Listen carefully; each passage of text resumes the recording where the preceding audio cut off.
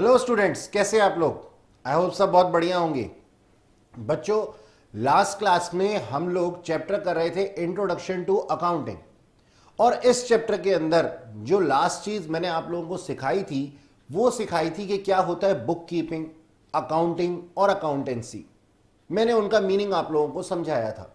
अब आज की इस क्लास को मैं शुरू करने वाला हूं उसी टॉपिक से, यानी कि हम कंटिन्यू करेंगे आज की क्लास को और देखेंगे एक इंपॉर्टेंट क्वेश्चन जो आपके एग्जाम्स में बहुत हद तक देखा जाता है। और क्या है ये क्वेश्चन? ये क्वेश्चन है what is the difference between accounting, accountancy and book keeping. तो इन तीनों के बारे में लास्ट क्लास में हमने जानकारी ली थी, उनका मीनिंग, नेचर समझा था, और आज की क्लास के अंदर मैं आप लोगों को इसका डिफरेंशिएशन करवाने वाला हूं स्टार्टिंग में, और फिर आगे के चैप्टर को कंटिन्यू करेंगे। तो चलिए स्टार्ट करते हैं आज की क्लास। देखिएगा, हमारे पास बुक में दिया हुआ है ये डिफरेंशिएशन, तो मैंने वहीं से आप लोगों के लिए इसको ले लिया है और हम इसको देखेंगे कि क्या होता है difference between book keeping and accounting. तो देखिएगा बच्चों, यहां क्या लिखा हुआ है। ऑल्दो हमने लास्ट क्लास में ये सारे पॉइंट्स कुछ हद तक कवर कर लिए थे, लेकिन अब डिफरेंस बिटवीन अगर आपके टीचर्स आपसे एग्जामिनेशन में पूछते हैं तो उसको हम किस तरीके से रिप्रेजेंट करेंगे ये हमारे पास में देखना है। ठीक है, तो देखिएगा, सबसे पहले दिया हुआ है हमारे पास यही पॉइंट्स हमने बुक कीपिंग और अकाउंटिंग के ऊपर मैंने लास्ट क्लास में आप लोगों को लिखवाए भी थे। यहां लिखा हुआ है स्कोप क्या है, यानी कि इसका स्कोप है, बुक कीपिंग का स्कोप है, book keeping include identifying the transaction for financial nature. यानी कि ये आइडेंटिफाई करती है, बुक कीपिंग का काम क्या है, हमने लास्ट क्लास में डिस्कस किया था इस चीज को। बुक कीपिंग का काम क्या है, मैंने आप लोगों को यह भी बताया था कि जहां पे बुक कीपिंग ओवर हो जाती है वहां से अकाउंटिंग शुरू हो जाती है। तो ये प्रोसेस है, एक प्रोसेस है जो कि चलता रहता है साल दर साल। खैर, हम लोगों ने देखा था कि सबसे पहले हम बुक कीपिंग के अंदर आइडेंटिफाई करते हैं फाइनेंशियल नेचर की ट्रांजैक्शंस को, यानी कि सिर्फ और सिर्फ फाइनेंशियल नेचर की ट्रांजैक्शंस को ही यहां पे रिकॉर्ड किया जा सकता है।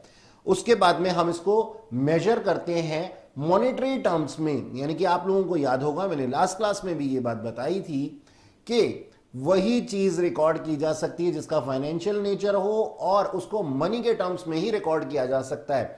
जैसे कि आप अपने ऑर्गेनाइजेशन के लिए 200 चेयर्स खरीद लेते हैं 50 रुपए के हिसाब से, तो 200 इंटू 50 जितना भी अमाउंट होता है उसको ही हम रिकॉर्ड कर सकते हैं, यानी कि जो उसकी एग्जैक्ट वैल्यू होती है बुक कीपिंग के अंदर वो रिकॉर्ड की जाती है। इसके बाद में इसकी मेजरमेंट करने के बाद में इसे रिकॉर्ड किया जाता है, थर्ड पॉइंट में भी यही लिखा हुआ है, और बाद में इसको क्लासिफाई किया जाता है लेजर में। जबकि अकाउंटिंग के अंदर क्या किया जाता है, अब देखिएगा, ये सारी ट्रांजैक्शंस जो हमने चीजें की हैं ये एक प्रोसेस के अंदर था। अब इसके बाद में अकाउंटिंग का काम शुरू हो जाता है, तो हम डिफरेंशिएशन में क्या बता सकते हैं, हम डिफरेंशिएशन में ये बता सकते हैं कि पहले ये काम किए जाते हैं बुक कीपिंग के अंदर, जबकि ऑन अदर हैंड अकाउंटिंग के अंदर ये काम किए जाते हैं। तो अकाउंटिंग के अंदर सबसे पहला क्या काम किया जाता है, अकाउंटिंग के अंदर सबसे पहला काम किया जाता है वो चीज जिसकी क्लासिफिकेशन हो चुकी है उसका समराइजेशन किया जाए, उसका एनालिसिस और इंटरप्रिटेशन किया जाए। ठीक है जी, और उसके बाद में इसको कम्युनिकेट कर दिया जाए जो पार्टीज इंटरेस्टेड हैं इन डाटाज में उनके लिए, जैसे कि ओनर, मैनेजमेंट या फिर आउटसाइडर्स जैसे कि bank, in case of bank loan. तो यहां पे हमारा एक काम शुरू होता है और उसके बाद में आगे का काम चलता है। तो डिफरेंशिएशन में हम ये चीजें पहले पॉइंट पे रखेंगे। इसके बाद दिया हुआ है हमारे को स्टेज। बुक कीपिंग जो है वो प्राइमरी स्टेज है। जी हां, मैंने आपको लास्ट क्लास में भी बताई थी ये बात कि हम पहले काम करते हैं किसके अंदर, बुक कीपिंग के अंदर, और उसके बाद हम काम करते हैं किसके अंदर, अकाउंटिंग के अंदर। तो बुक कीपिंग जो है वो प्राइमरी स्टेज है और सेकेंडरी स्टेज जो है वो अकाउंटिंग है। इसके बाद में इसका ऑब्जेक्टिव क्या है, इसका ऑब्जेक्टिव है, यानी कि बुक कीपिंग का ऑब्जेक्टिव है सिस्टमैटिक रिकॉर्ड बनाना, सिस्टमैटिक रिकॉर्ड बनाना, और अकाउंटिंग का जो ऑब्जेक्टिव है वो क्या है, उनके ऊपर नेट रिजल्ट देना, यानी कि जो सिस्टमेटिक रिकॉर्ड मेंटेन किए गए थे बुक कीपिंग के अंदर, अकाउंटिंग उसके ऊपर जो है वो रिजल्ट देती है। और ये रिजल्ट प्रोवाइड किए जाते हैं किस नेचर से, किस तरीके से, प्रॉफिट एंड लॉस अकाउंट की स्टेटमेंट में या फिर बैलेंस शीट के स्टेटमेंट में, यानी कि स्टेटमेंट ऑफ बैलेंस शीट, यानी कि बैलेंस शीट एज ऑन 31 मार्च। मैंने आप लोगों को बताया था कि 1 अप्रैल से लेकर के 31 मार्च तक के रिकॉर्ड को हम मेंटेन करते हैं किसके अंदर, बुक कीपिंग के अंदर, एक सिस्टमैटिक वे में, वेल मैनर्ड, हर अच्छे तरीके से हम इसको रिकॉर्ड करते हैं सिस्टमैटिक वे में, और उसके बाद में उसका जो रिजल्ट होता है उसकी इंटरप्रिटेशन करने के लिए हम कम्युनिकेट करते हैं। और साथ ही इसका जो मेन ऑब्जेक्टिव है वो क्या है, सिस्टमैटिक रिकॉर्ड बनाना बुक कीपिंग का, और यहां पे उसका रिजल्ट बताना अकाउंटिंग के अंदर। ओके, नेचर ऑफ जॉब, देखिए जो हमारा बुक कीपिंग है वो डेली रूटीन का काम है।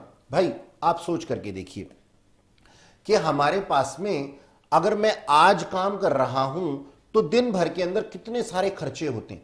अब इन खर्चों को मैं रूटीन वे में लिखता रहता हूं, यानी कि आज कितना खर्चा हुआ, कल कितना खर्चा हुआ, जबकि जबकि जो एनालिसिस होती है, जो कि अकाउंटिंग के अंदर होती है, वो analysis at the end of year ही होती है, यानी कि ये लास्ट का काम होता है एनालाइज करना।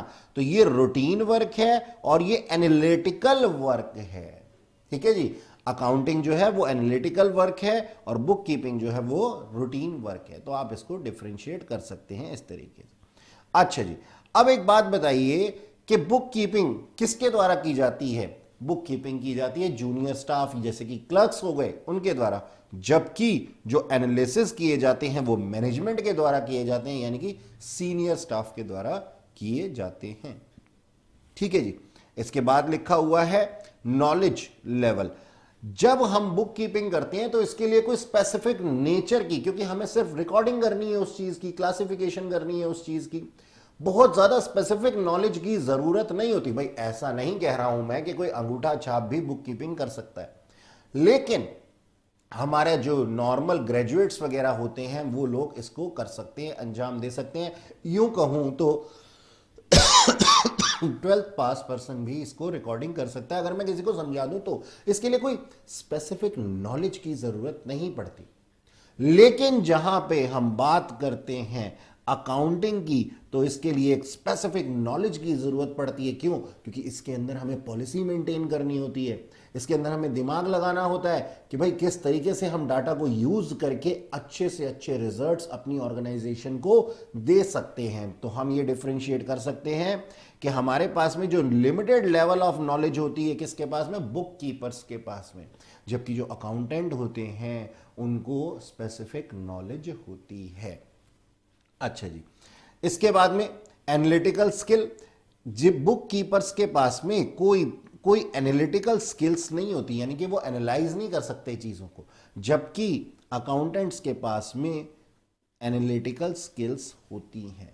तो आप इस तरीके से कुछ 7 पॉइंट्स के ऊपर इनको डिफरेंशिएट कर सकते हैं। इन पॉइंट्स को आप डिफरेंशिएट कर सकते हैं ये 7 पॉइंट्स के ऊपर। ठीक है जी। अच्छा, ये तो था differentiation between book keeping and accounting. अब कभी कभी क्वेश्चन इस तरीके से भी पूछता है कि अकाउंटिंग और अकाउंटेंसी के बीच में क्या डिफरेंस है, अकाउंटिंग और अकाउंटेंसी के बीच में क्या डिफरेंस है, तो उसको भी हम लिख सकते हैं कुछ इस तरीके से। देखिएगा, यहां पे सबसे पहले दिया हुआ है हमारे पास में मीनिंग। भाई क्या मीनिंग है हमारी अकाउंटिंग का। ठीक है, इसको मैं थोड़ा सा चाहूंगा कि आपके पास में और जूम इन कर दिया जाए तो ज्यादा बेटर तरीके से आपको दिखाई देगा। ठीक है, तो ये अकाउंटिंग और अकाउंटेंसी के अंदर है। तो अकाउंटिंग के अंदर क्या बोला गया है, it is concern through recording, classifying and summarising of transaction. यानी कि ये कंसर्न करता है, किसके ऊपर डिपेंड होता है, ये होता है रिकॉर्डिंग, क्लासिफिकेशन और समराइजिंग के ऊपर।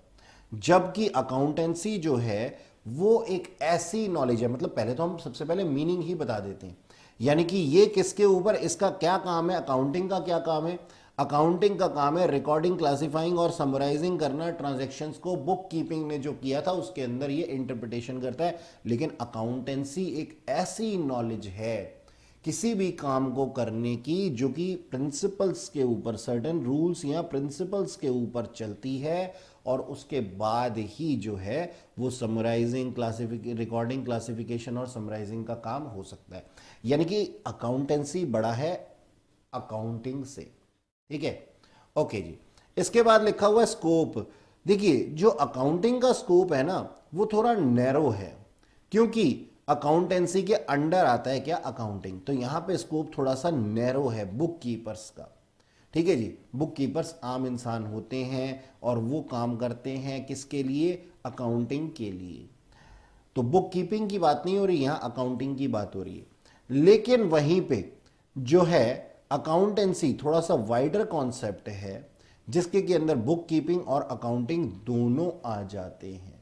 यानी कि ये नैरो कॉन्सेप्ट है, इसके अंदर सिर्फ बुक कीपिंग ही आती है, जबकि ये वाइडर कॉन्सेप्ट है जहां पे बुक कीपिंग और अकाउंटिंग दोनों आ जाते हैं। याद होगा मैंने आपको एक डायग्राम बना करके बताया था लास्ट क्लास में कि भाई बुक कीपिंग और अकाउंटिंग जो है वो एक सफ़र है, और जिस गाड़ी में ये सफ़र किया जाता है उसको हम क्या कहते हैं, अकाउंटेंसी कहते हैं। यानी कि ये प्रिंसिपल है, ये कुछ प्रिंसिपल्स हैं जिसके अकॉर्डिंगली हम काम करते हैं।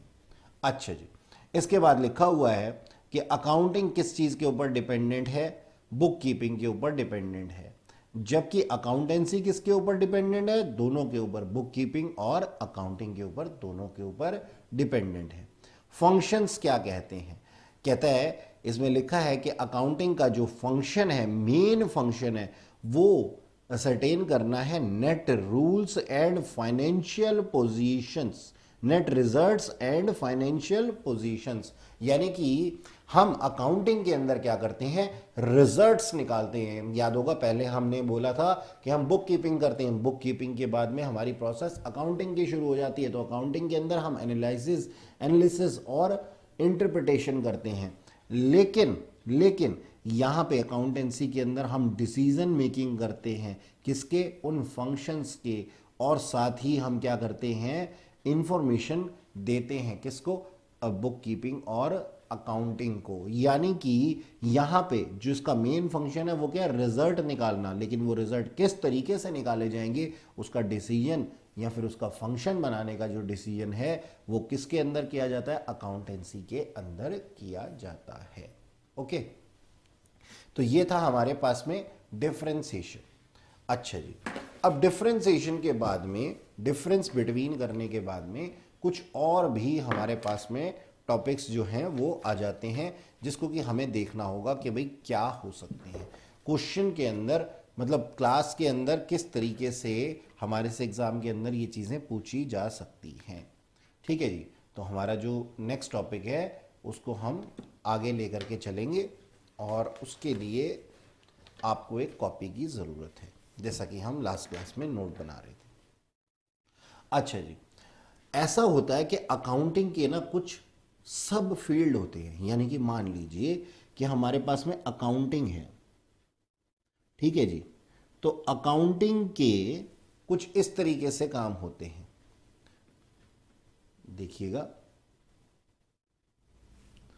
तो अकाउंटिंग के अंदर किस तरीके से काम होता है वो हमें देखना है कि इसके सब फील्ड क्या है। यानी कि अकाउंटिंग कितने तरीके की होती है, कुछ तरीकों की होती है।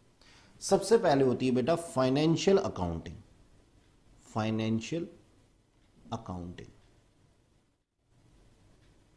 यानी कि एक तरीके की अकाउंटिंग को हम फाइनेंशियल अकाउंटिंग कहते हैं। एक तरीके की अकाउंटिंग को हम कॉस्ट अकाउंटिंग कहते हैं, कॉस्ट अकाउंटिंग। मैं अभी बताऊंगा आपको कि इनका मतलब क्या है और किस लिए ये काम किए जाते हैं, लेकिन उससे पहले हम थोड़ा सा एक डायग्रामेटिकली इसको समझ सकते हैं। कॉस्ट अकाउंटिंग के साथ ही हमारे पास में है मैनेजमेंट अकाउंटिंग। देखिए कुछ हद तक तो आपको नाम से ही चीज़ें समझ में आ रही होंगी कि कॉस्ट अकाउंटिंग किस लिए होगी और मैनेजमेंट अकाउंटिंग किसके लिए होगी। ठीक है, इसके अलावा हमारे पास में एक टैक्स अकाउंटिंग भी होती है, टैक्स अकाउंटिंग। ठीक है जी, ये टैक्स अकाउंटिंग होती है हमारे पास में। और टैक्स अकाउंटिंग के बाद में हमारे पास में एक सोशल रिस्पॉन्सिबिलिटी अकाउंटिंग भी होती है। सोशल रिस्पॉन्सिबिलिटी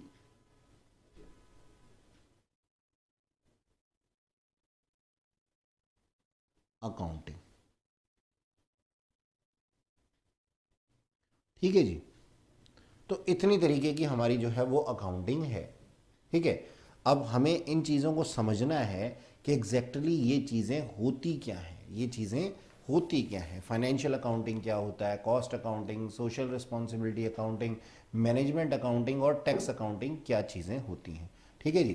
तो चलो हम लोग देखेंगे इसको। सबसे पहले है हमारे पास में फाइनेंशियल अकाउंटिंग। फाइनेंशियल अकाउंटिंग क्या कहती है ये हमारे को देखना है। तो लिखिएगा फाइनेंशियल अकाउंटिंग,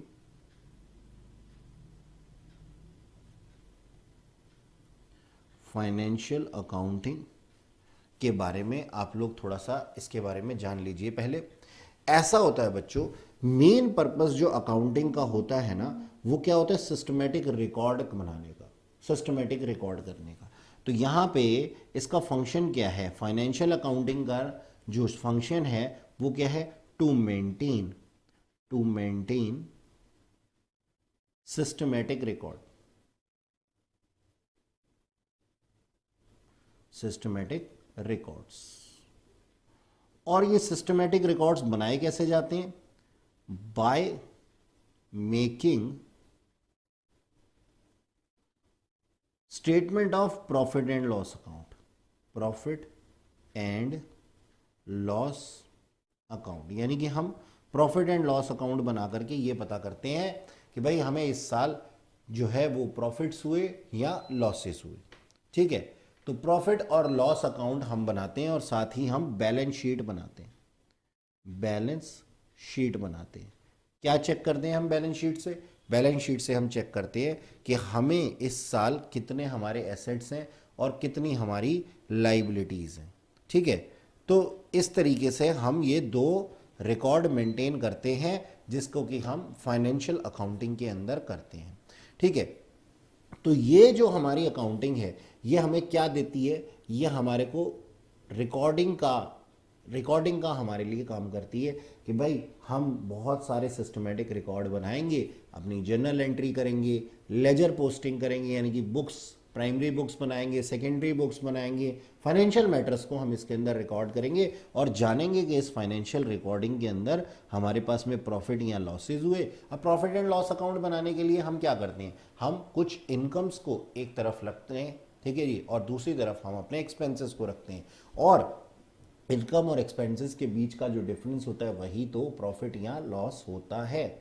तो ये प्रॉफिट या लॉस हम जब निकाल लेते हैं तो उसको हम प्रॉफिट एंड लॉस अकाउंट में शो करते हैं और साथ ही बैलेंस शीट के अंदर हम अपनी एसेट्स और लाइबिलिटीज को लिखते हैं, ठीक है। तो फाइनेंशियल अकाउंटिंग का यही काम है। अच्छा जी, इसके बाद आ जाती है हमारे पास में कॉस्ट अकाउंटिंग। कॉस्ट अकाउंटिंग, अब कॉस्ट अकाउंटिंग क्या होता है, कॉस्ट अकाउंटिंग का काम होता है ये चेक करना या फिर ये रिकॉर्ड करना कि किस तरीके से हमारी कॉस्ट जो है वो इनकर्ड की जा रही है। अब मान लो जैसे कि मैंने इस पेन को बनाया, मैंने इस पेन को बनाया, तो पेन के ऊपर मैं प्रॉफिट्स को कैसे इंक्रीज कर सकता हूं, मैं प्रॉफिट्स को इंक्रीज कर सकता हूं दो तरीके से। या तो मैं इस पेन की सेल बढ़ा दूं, बहुत ज़्यादा सेल हो, ये इतना अच्छा प्रोडक्ट है कि हर व्यक्ति इस पेन को ही यूज़ करता है। या फिर मैं एक काम कर सकता हूं, अगर मेरी सेल्स बहुत ज़्यादा नहीं बढ़ रही, क्योंकि ऐसा हो भी नहीं सकता, कंपटीशन बहुत होता है मार्केट के अंदर, तो अगर सेल्स नहीं बढ़ रही है तो प्रॉफिट कैसे कमाए जा सकते हैं, मुझे कॉस्ट को रिड्यूस करना पड़ता है। तो मान लीजिए कि इसके अंदर रबर लगा है, इसके अंदर कोई ग्लास लगा है या प्लास्टिक लगा है या फिर रिफिल लगा है, तो मैं कुछ ऐसी चीज़ें देखता हूँ, ऐसे डिसीजन लेता हूँ कि कहाँ से मैं परचेज करूँ जो कि हम लोग इसकी कॉस्ट को रिड्यूस कर सकें, कैसे इसकी कॉस्ट को हम रिड्यूस कर सकते हैं, ठीक है जी। तो ये हमारे पास में किस चीज़ के अंदर आता है, ये आता है हमारे पास में कॉस्ट अकाउंटिंग के अंदर। तो कॉस्ट अकाउंटिंग का काम क्या है, कॉस्ट अकाउंटिंग क्यों की जाती है, टू मेंटेन, टू मेंटेन या फिर टू कंट्रोल, और to control on costs of product, cost of products, यानी कि जितनी भी हमारी कॉस्ट होती हैं प्रोडक्ट की, उसके ऊपर हमें क्या नाम है, कॉस्ट अकाउंटिंग बनानी पड़ती है। और मेन फंक्शन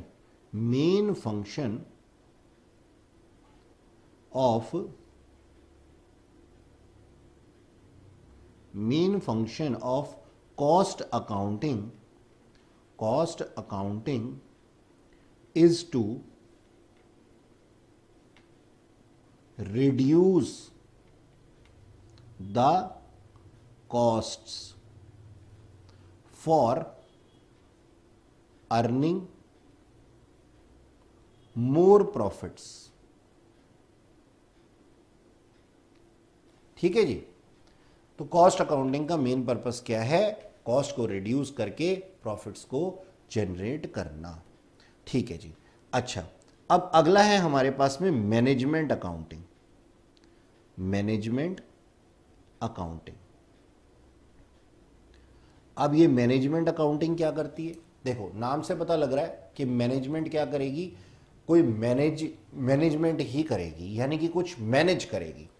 तो हमारे पास है ना कुछ ऑपरेशंस होते हैं बिजनेस के अंदर, कुछ ऑपरेशंस होती हैं और कुछ टेक्निक्स होती हैं जिसके के अंदर हम प्रोडक्शन को करते हैं। यानी कि मान लो 1 मिनट के लिए कि पहले जो था वो प्रोडक्शन की जाती थी हाथों से, ठीक है, या फिर अब की जाती है मशीन से। तो बहुत सी चीज़ें होती हैं, बहुत सी टेक्निक्स होती हैं, लेकिन कुछ कुछ चीज़ें ऐसी होती हैं जो कि हमारे पास के अंदर टेक्निक्स जो हैं वो अपोजिट हो जाती हैं। जैसे कि कुछ कारोबार ऐसे होते हैं जिसके के अंदर हम हाथों से काम करें तो वो बेटर क्वालिटी का बनता है, ठीक है। तो हम लोगों को ये चेक करना पड़ता है कि हम जो प्रोडक्शन कर रहे हैं वो किस तरीके से करें, या फिर जो हम प्रोडक्शन कर रहे हैं उसको इस तरीके से किया जाए कि वो मैक्सिमम बेनिफिट्स हमारे को दे। तो ये जो टेक्निक्स और कॉन्सेप्ट्स होते हैं, ये टेक्निक्स और कॉन्सेप्ट्स किसका काम होता है, ये मैनेजमेंट अकाउंटिंग का काम होता है। यानी कि ये देखना, ये सेटिस्फाई करना ऑर्गेनाइजेशंस को कि भाई हम जो टेक्निक फॉलो कर रहे हैं वो टेक्निक सबसे बढ़िया है और हमारे लिए लंबे समय तक हमें लाभ देने वाली है। तो आप इस चीज को लिखिएगा, इसका मतलब होता है मैनेजमेंट अकाउंटिंग का टू मेंटेन। मैनेजमेंट अकाउंटिंग क्यों करते हैं हम, टू असिस्ट, आप ऐसे लिखिए, to assist the management, the actual management,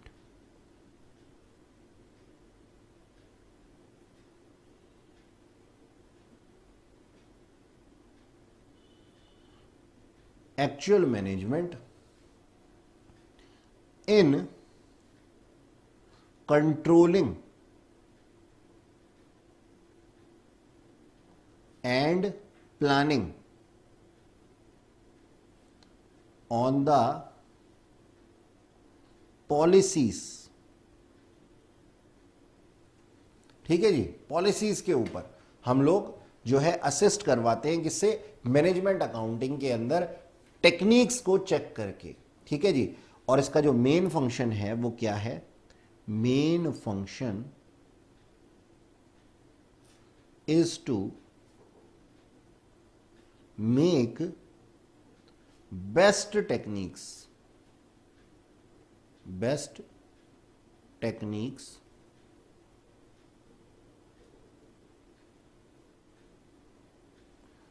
of production. ठीक है जी, बेस्ट टेक्निक्स निकालना और उनके ऊपर काम करना ही मैनेजमेंट अकाउंटिंग का काम होता है। तो हमारे पास में ये थी सबसे पहली फाइनेंशियल अकाउंटिंग, दूसरी कॉस्ट अकाउंटिंग, तीसरी मैनेजमेंट अकाउंटिंग, और इसके बाद में है हमारे पास में टैक्स अकाउंटिंग। चलिए इसको भी लिखते हैं कि टैक्स अकाउंटिंग क्या होती है।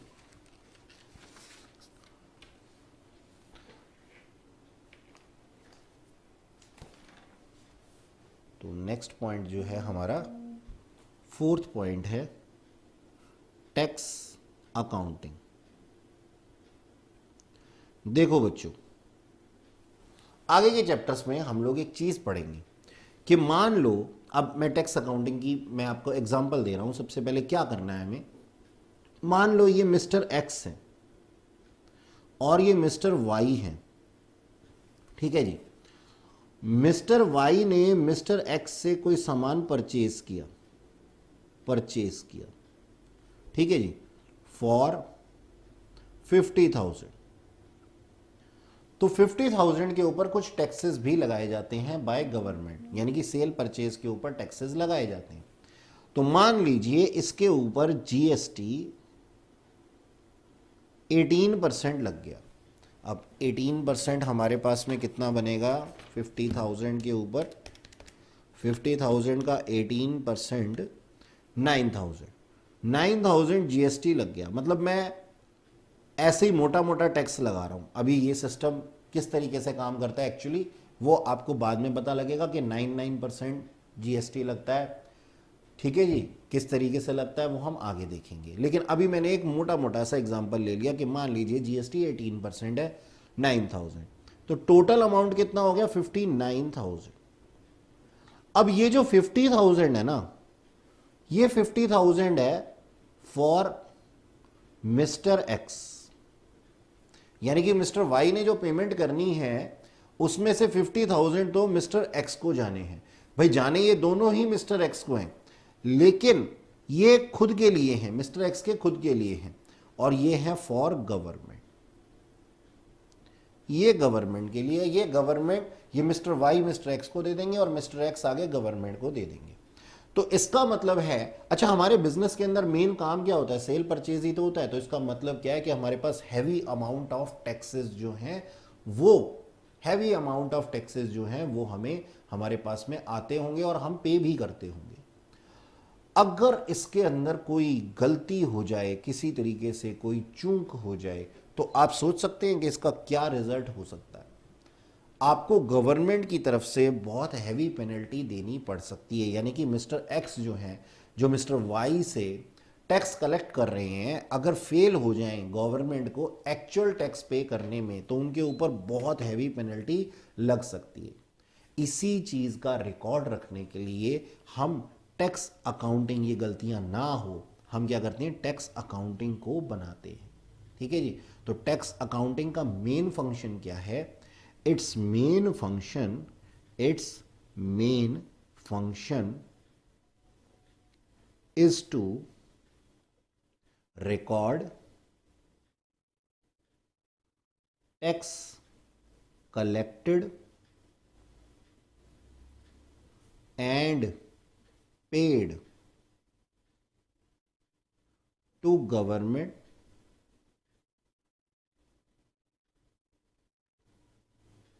for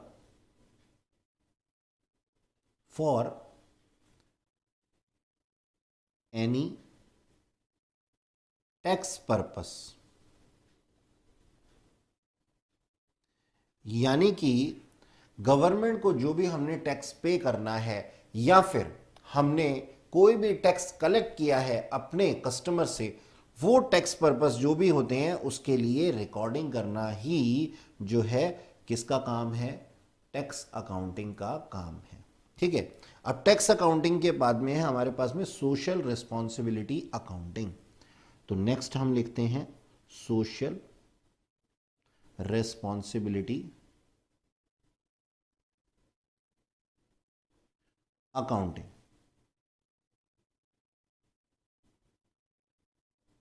हाँ जी, ये सोशल रिस्पॉन्सिबिलिटी अकाउंटिंग क्या होती है, ये सोशल रिस्पॉन्सिबिलिटी अकाउंटिंग का मतलब क्या होता है। देखो मैं समझाता हूं पहले आपको, फिर हम लिखेंगे बाद में।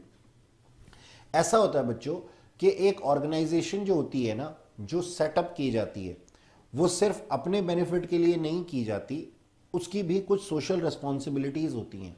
यानी कि वो लोगों का वेलफेयर करेगी, वो कोई ऐसा प्रोडक्ट नहीं बनाएगी जिससे कि आम जनता को नुकसान हो, वो कुछ ऐसी पॉलिसीज नहीं बनाएगी जिससे कि देश को नुकसान हो या फिर जो देश के हित में ना हो, कंट्री के हित में ना हो। और साइमल्टेनियसली वो क्या करती है, अपने लोकल्स जो हमारी क्या नाम है जनता होती है, जो भी लोग होते हैं उसको हम एम्प्लॉयमेंट देते हैं। मान लो मेरी फैक्ट्री जो है वो बेंगलोर में है, तो दिल्ली थोड़ी ना जाऊंगा मैं अपने बिजनेस के लिए एम्प्लॉयमेंट के लिए, अपने बिजनेस में एम्प्लॉयमेंट के लिए, अपने एम्प्लॉयज़ को हायर करने के लिए।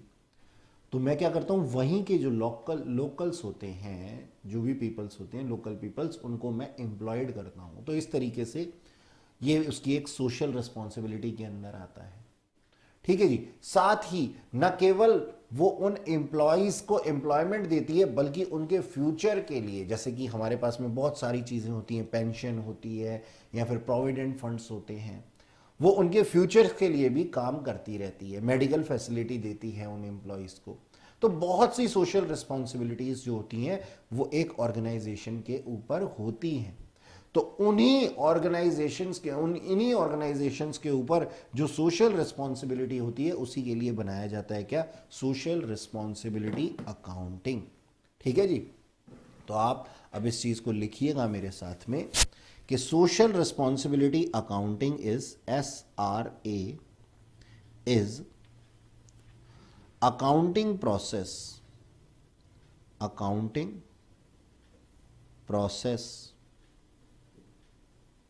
of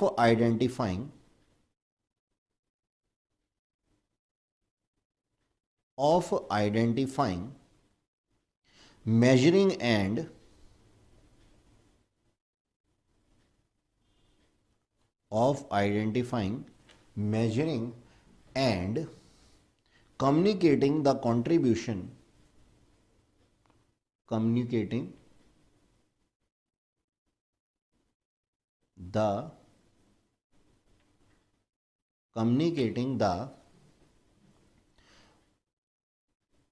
contribution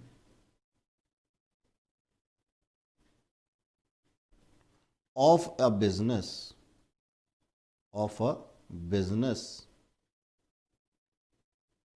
to the society। ठीक है जी।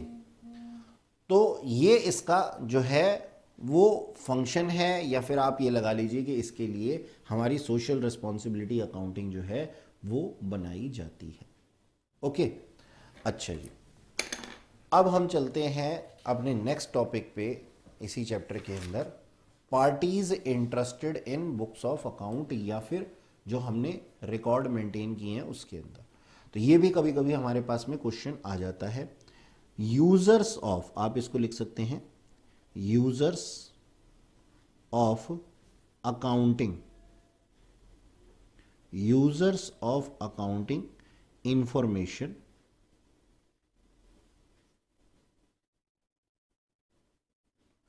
ठीक है, या फिर आप इसको लिख सकते हैं पार्टीज इंटरेस्टेड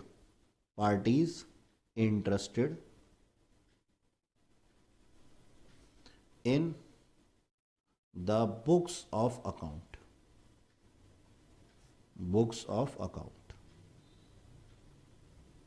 यानी कि बुक्स ऑफ अकाउंट के अंदर कौन सी पार्टीज जो हैं वो इंटरेस्टेड रहती हैं।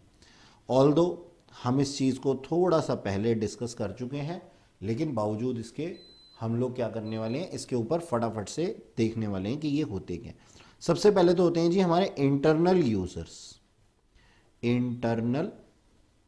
यूजर्स।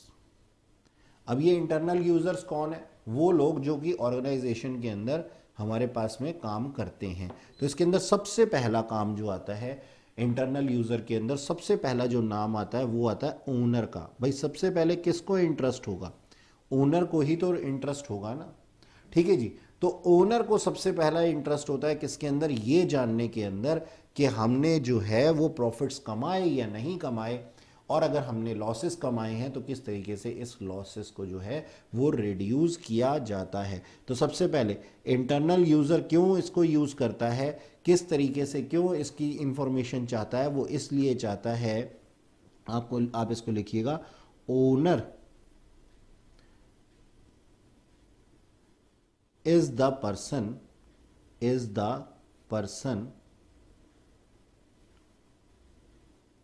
introducing capital. अब ये कैपिटल क्या होता है? इन्वेस्टमेंट्स को कहते हैं, जिस इंसान ने इसको स्टार्ट किया है। Owner is the person introducing capital in business and he is willing to know whether capital working properly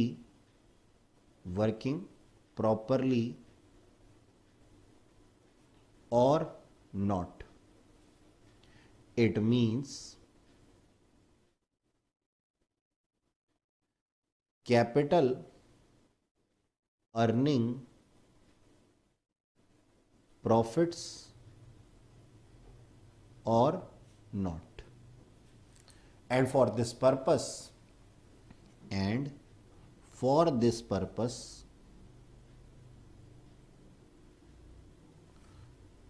he use accounting information.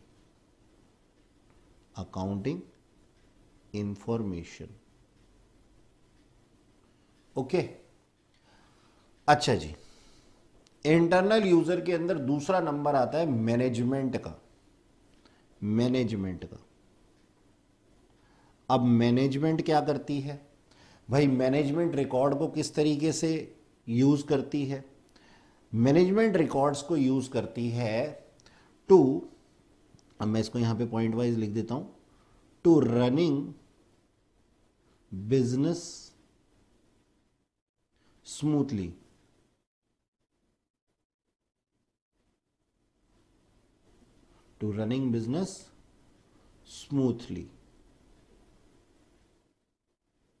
ठीक है जी। और फॉर मेकिंग पॉलिसीज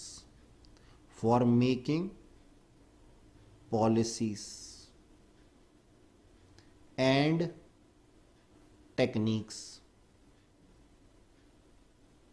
ठीक है जी, नई नई टेक्निक्स के लिए। ठीक है। और in case of special requirement हम इसको ये कह सकते हैं कि मैनेजमेंट और क्या काम कर सकती है? फॉर, किस लिए यूज करती है इसको? For cost reductions. ठीक है। या फिर ये यूज करती है for knowledge of, for maximise cell,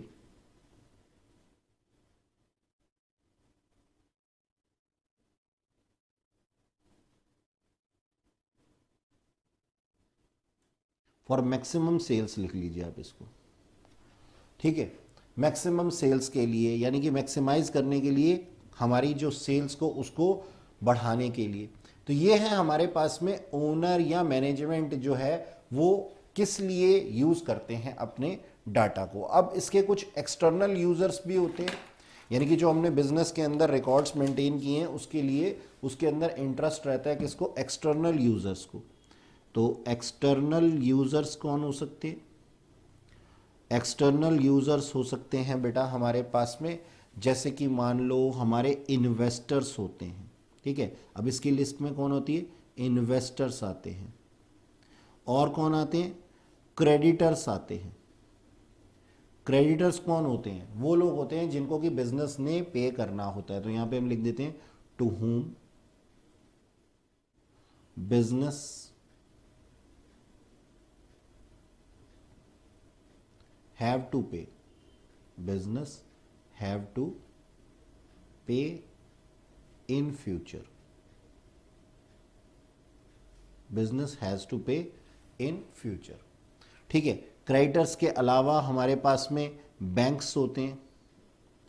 in case of bank loan, अगर बैंक ने आपको लोन दिया है तो वो लोन इस तरीके से नहीं दे देता कि आओ और ले जाओ हमसे। ठीक है। कोई ऐसे होते हैं जो मनी लेंडर्स होते हैं। मनी लेंडर्स यानी कि जो हमें पैसा उधार पे देते हैं। हमारे अपने एम्प्लॉयज होते हैं। भाई एम्प्लॉयज भी कभी कभी पूछ लेते हैं कि भाई कितना हमारा जो है वो प्रोविडेंट फंड बना है, क्या हमारे कंपनसेशन क्लेम है। तो ये सारी चीज़ें सेटल की जाती हैं किसके द्वारा, अकाउंटिंग के द्वारा ही। और या फिर गवर्नमेंट है, गवर्नमेंट भी हमसे टैक्स की पॉइंट ऑफ व्यू से पूछ सकती है कि भाई क्या क्या आपने इस साल टैक्स कितना पे किया और कितनी आपने एग्जैक्टली सेल की थी या फिर कितनी परचेजेस की थी जिसके ऊपर टैक्स जो है वो बनता है। तो ये सारे एक्सटर्नल यूजर्स होते हैं जो कि हमारे पास में हमारी बुक्स ऑफ अकाउंट के अंदर इंटरेस्टेड होते हैं कि इनको पता लगना चाहिए कि भाई किस तरीके से जो है वो हमने बुक्स ऑफ अकाउंट मेंटेन किए हैं। ठीक, अच्छा जी। अब देखिए, हम सारी चीज़ें अकाउंटिंग की अच्छी अच्छी देख चुके हैं, हम सारी की सारी अच्छी अच्छी चीज़ें जो हैं वो अकाउंटिंग की देख चुके हैं।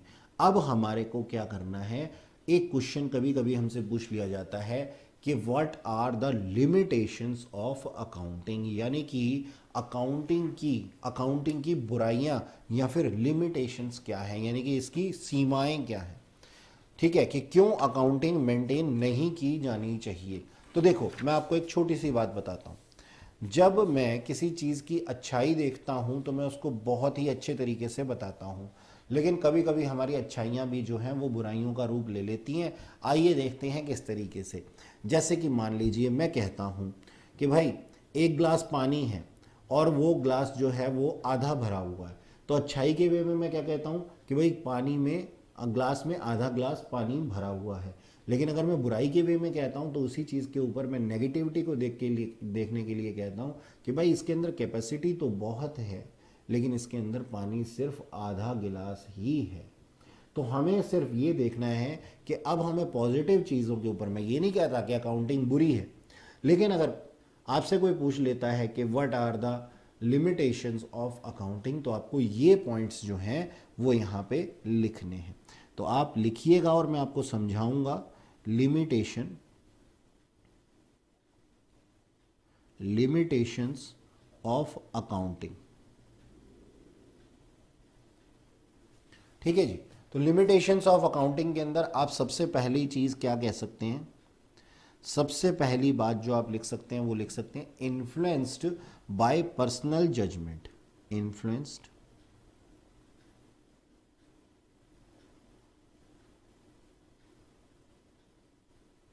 Bye personal judgement. ठीक है जी। जो अकाउंटिंग होती है ना, उसका अपना कोई नेचर नहीं होता, उसका अपना कोई नेचर नहीं होता। वो एक व्यक्ति विशेष की जो भी हमारी क्या नाम है पर्सनल जजमेंट होती है उसी के ऊपर वो काम करती है। जैसे कि मान लीजिए कि मैंने एक काम किया कि अपने यहाँ पे मैंने स्टॉक को वैल्यू करना है, मेरा जो क्लोजिंग स्टॉक बचा हुआ है। देखिए एग्जांपल देता हूँ मैं आपको। मान लीजिए ये किस तरीके से होगा, मान लीजिए मेरे पास में क्लोजिंग स्टॉक पड़ा हुआ है, क्लोजिंग स्टॉक पड़ा हुआ है, और ये जो क्लोजिंग स्टॉक है ना इसकी जो वैल्यू है, एक्चुअल वैल्यू वो एक्चुअल वैल्यू है 50,000। लेकिन मुझे मालूम है कि मैं इसको सेल कर सकता हूं जब ये बिकेगा, नेक्स्ट ईयर बिकेगा, इस साल तो रह ही गया है नहीं बिकने से, क्योंकि इसीलिए तो क्लोजिंग है। नेक्स्ट ईयर जब ये सेल होगा तो ये 70,000 पे सेल कर सकता हूं मैं इसको, ऐसा मेरा मानना है। तो अब मेरे पास में दो वैल्यूज हैं अकाउंटिंग के अंदर, 50,000 या 70,000। मैं इसको किस वैल्यू पे रिकॉर्ड करूंगा, तो ये मेरी पर्सनल जजमेंट है कि भाई मैं इसको 50,000 पे रिकॉर्ड करूं या 70,000 पे रिकॉर्ड करूं। देखिए एक सोच आती है मेरी ये सोच होती है कि भाई 50,000 का माल है, 50,000 में ही इसको रिकॉर्ड करता हूं क्योंकि जब बिकेगा तब देखा जाएगा। और दूसरी सोच क्या कहती है, दूसरी सोच ये कहती है कि नहीं नहीं, जब मुझे मालूम है कि 70,000 में मैं इसको बेच सकता हूं तो मैं इसको 70,000 पे ही रिकॉर्ड करूं। तो अब जो भी मेरी जजमेंट होगी उसके हिसाब से मैं 50 या 70,000 पे इसको रिकॉर्ड कर सकता हूं।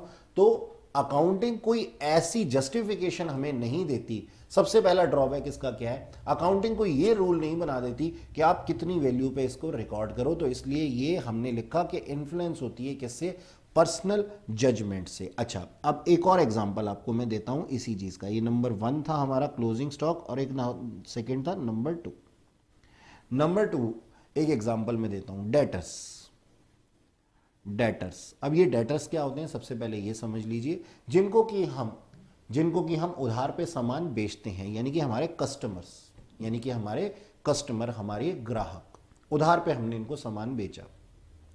अब मुझे है ना डाउट होता है कुछ लोगों पे कि ये हमारे पूरे पैसे देंगे या नहीं देंगे, तो मैं प्रोविजन बनाना चाहता हूं, प्रोविजन बनाना चाहता हूं for doubtful debts, doubtful debtors के ऊपर प्रोविजन बनाना चाहता हूं मैं डाउटफुल डेटर्स के ऊपर कि ये लोग मेरे को पैसा देंगे या नहीं देंगे, ऐसा मुझे डाउट है। मैं इस चीज को रिकॉर्ड करना चाहता हूं कि मैंने एक प्रोविजन, एक गुल्लक पहले से ही बना के रख ली। मतलब अकाउंट्स के अंदर मैं करता क्या हूं, पहले से ही मैं कुछ चीजें रख लेता हूं अपने पास में मेंटेन करके कि इतना पैसा तो मेरा हो सकता है कि डूब जाए। अब सोच करके देखो, मैं प्रोविजन सोचता हूं अलग अलग तरीके से।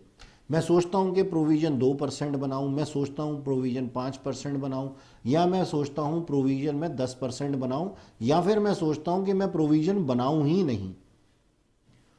तो ये किसकी सोच के ऊपर काम कर रहा है, ये सोच के ऊपर काम कर रहा है मेरी पर्सनल।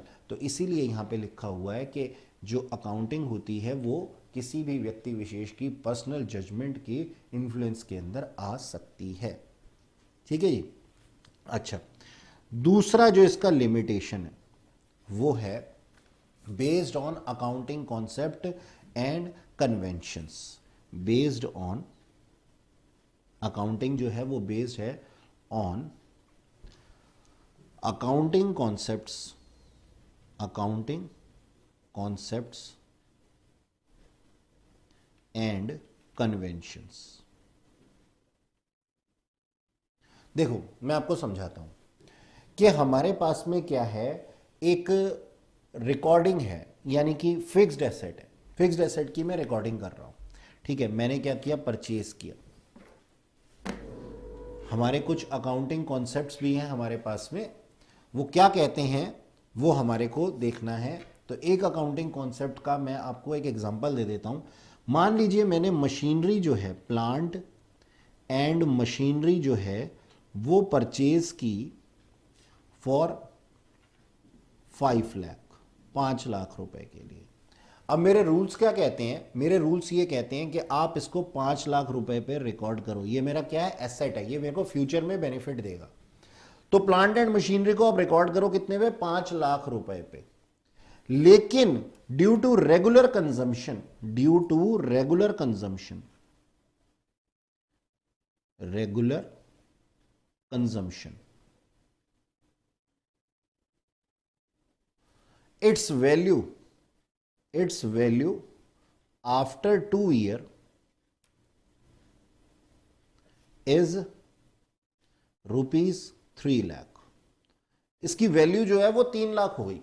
लेकिन मेरे को अकाउंटिंग रूल्स क्या कहते हैं, अकाउंटिंग रूल्स मुझे कहते हैं कि आप इसको 5 लाख पे ही रिकॉर्ड करोगे। मेरा एक हिस्टोरिकल, मेरे पास में एक हिस्टोरिकल कॉस्ट कॉन्सेप्ट्स होते हैं, ये हम आने वाले चैप्टर्स में पढ़ेंगे। हिस्टोरिकल कॉस्ट कॉन्सेप्ट मुझे क्या कहता है कि आप इसको 5 लाख पे ही रिकॉर्ड करो 2 साल बाद भी। लेकिन 2 साल के बाद इसकी कीमत कितनी है, 3 लाख है।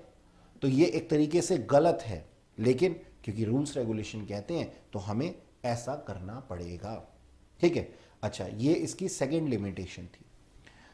अब थर्ड लिमिटेशन क्या है, थर्ड लिमिटेशन, तो थर्ड लिमिटेशन जो है वो है इसकी कंप्लीट, इनकंप्लीट इंफॉर्मेशन। देखो ये कैसे, मैंने बताया था कि आप अकाउंटिंग के अंदर सिर्फ और सिर्फ फाइनेंशियल मैटर को ही रिकॉर्ड कर सकते हैं, और वो भी इन टर्म्स ऑफ मनी। अब आप जब इन टर्म्स ऑफ मनी उसको रिकॉर्ड करते हैं, ठीक है, तो आप सिर्फ फाइनेंशियल मैटर को ही ले सकते हैं। यानी कि आप कोई भी ऐसी चीज को, लॉसेस को, मैं ये कहता हूं, मान लीजिए आपके लॉसेस हो गए, लॉसेस ड्यू टू लॉकआउट्स, या फिर स्ट्राइक्स या फिर किसी भी और तरीके से, या फिर हमने कहा कि losses due to resign, due to employees बोल देता हूं मैं इसको, किसी भी तरीके के छोटे मोटे लॉस, कोई किसी की रेजिग्नेशन देने से हो जाए या फिर कोई भी पॉलिसी चेंज से हो जाए, वो लॉसेस को आप रिकॉर्ड नहीं कर सकते। लेकिन ये एक मेन इंफॉर्मेशन थी, लेकिन इनका कोई मॉनेटरी टर्म ही नहीं था।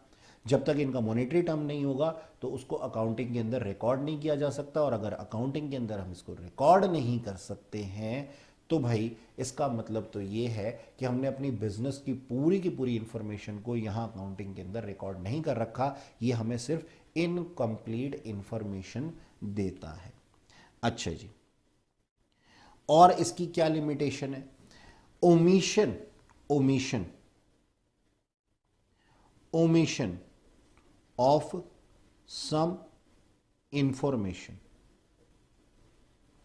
देखो बच्चों, ऐसा होता है कभी कभी कि अगर मान लो हमारा अकाउंटेंट हमारे किसी भी तरीके से कोई गड़बड़ी करता है, यानी कि मान लीजिए आपने कोई रिकॉर्डिंग की ही नहीं, यानी कि ओमिट, ओमिट का मतलब गायब होना, किसी चीज़ की कोई इंफॉर्मेशन हमने कोई रिकॉर्ड ही नहीं की, तो अकाउंटिंग इसके लिए कोई व्यवस्था नहीं करती।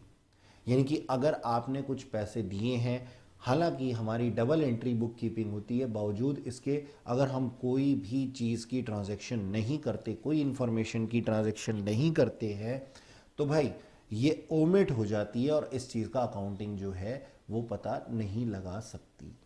ओके, अच्छा, इसके बाद में है हमारे पास में अफेक्टेड बाय विंडो ड्रेसिंग। ठीक है जी, यानी कि आप इसको लिखिएगा, अफेक्टेड बाय विंडो ड्रेसिंग। ठीक है जी, अफेक्टेड बाय विंडो ड्रेसिंग का मतलब क्या हुआ? क्या होता है, कभी कभी है ना कुछ चीज़ें मोर फेवरेबल दिखाई देती हैं। मैनेजमेंट अपने बुक्स ऑफ अकाउंट को अच्छा दिखाने के लिए, ताकि लोग इन्वेस्टमेंट ज़्यादा करें हमारे बिजनेस के अंदर, कुछ बहुत ही अच्छा दिखाने के लिए कभी कभी कुछ चीज़ें गलत फैक्ट्स को भी रिकॉर्ड कर देती है। यानी कि हम इसको कहते हैं कि ये सिर्फ दिखाने के लिए, दिखावटी है। तो अब जो दिखाने के लिए हमने क्या किया है, दिखाने के लिए जो कोई फैक्ट्स को हमने बीच के अंदर इंक्लूड किया है, अकाउंटिंग में इंक्लूड किया है, तो वो इंक्लूजन जो है वो हमारी अकाउंटिंग को जो है वो इफेक्ट कर सकता है। ये क्या है? ये हमारी एक तरीके की लिमिटेशन है, किसके अंदर? अकाउंटिंग के अंदर। यानी कि अगर मैनेजमेंट चाहे अपनी वैल्यूज़ को बहुत अच्छी दिखा सकती है, यानी कि वो क्या कर सकती है, प्लांट एंड मशीनरी है तो 5 लाख की, लेकिन उसको 7 लाख की लिख दिया, ठीक है जी, रूल्स को वायलेट करके लिख दिया किसी भी तरीके से, तो भाई ये जो भी चीज़ होती है ये हमारी चीज़ अकाउंटिंग को इफेक्ट कर सकती है। ठीक है, और नेक्स्ट है हमारे पास में, नेक्स्ट जो हमारी लिमिटेशन है वो है unsuitable for forecasts, unsuitable for forecast. यानी कि ये जो हमारी अकाउंटिंग है, फोरकास्ट, हमारी जो अकाउंटिंग है ये किसी भी तरीके से भविष्यवाणी नहीं कर सकती। यानी कि प्रॉफिट्स होंगे या लॉसेस होंगे ये हमें पता नहीं लग सकता। जो हो रहा है हम उस चीज़ को रिकॉर्ड कर सकते हैं, जो भी हो रहा है हम उस चीज़ को रिकॉर्ड कर सकते हैं। हम ये भी कर सकते हैं कि पुराने रिकॉर्ड्स को निकाल करके आगे के लिए पॉलिसी बना लें, लेकिन वो पॉलिसी कितनी कारगर होंगी इस चीज़ के लिए अकाउंटिंग जो है वो हमारे को बहुत ज़्यादा फायदा नहीं दे सकती। वो हमारे को ये नहीं बता सकती कि भाई हमने जो पॉलिसी बनाई है उन पॉलिसीज़ के ऊपर जो काम करके हमारे गोल्स अचीव हो पाएंगे या नहीं हो पाएंगे। तो इस तरीके से हमारी जो ये अकाउंटिंग है वो अनसूटेबल है in case of any forecast. ठीक है बच्चों, तो यहीं पे रोकता हूं मैं इस क्लास को। आने वाली क्लासेस में बच्चों आपसे फिर से मुलाकात होगी। आप लोग इस चैप्टर के अंदर बताई गई थ्योरी को अच्छे से रिवाइज कीजिए, ताकि आपके एग्जामिनेशन के अंदर, आपके यूटीज के अंदर जो है वो आपके मार्क्सेस बहुत अच्छे आ सके। आपसे आने वाली क्लासेस में फिर मुलाकात होगी। Till then keep learning. Bye bye.